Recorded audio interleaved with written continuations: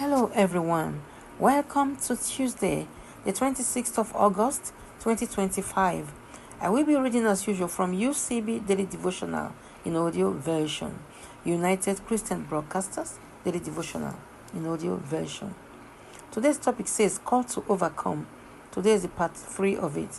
In all these things we are more than conquerors. Romans chapter 8 verse 37 from the New King James Version. Have you heard of the principle of supercompensation? A pastor explains when an athlete is pushed beyond the threshold of pain and exhaustion, the body overcompensates. The more a muscle is broken down, the more it builds back up. The 206 bones in the body are constantly going through a process called remodeling. They are being broken down by osteoclasts and built back up by osteoblasts. The process of remodeling is intensified when a bone is broken. Extra osteoblasts help rebuild the bone.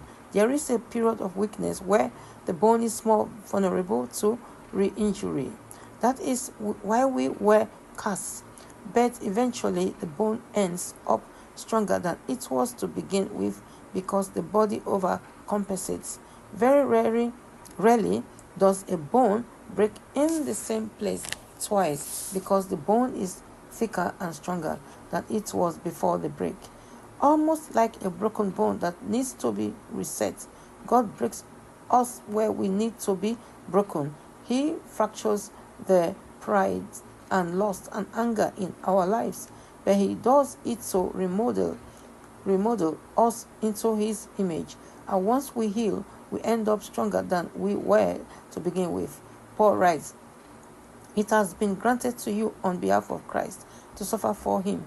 Philippians 1:29 from the New International Version. The word granted comes from a Greek root which literally means to grant a favor. We tend to see suffering as a necessary evil at best, but Paul calls it a divine favor. So maybe God is remodeling you. Perhaps the problem you thought you would never overcome will become your most effective ministry to others.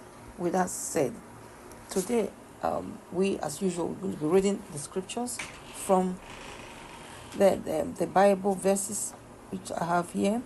Today, like I said earlier, we'll be reading from the book of Psalm chapter 26, the book of Psalm chapter 89, Proverbs 26, Isaiah 37, 1 Samuel chapter 1, Hosea chapter 4, and lastly James chapter 3.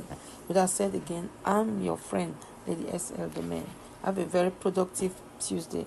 Bye for now. God bless.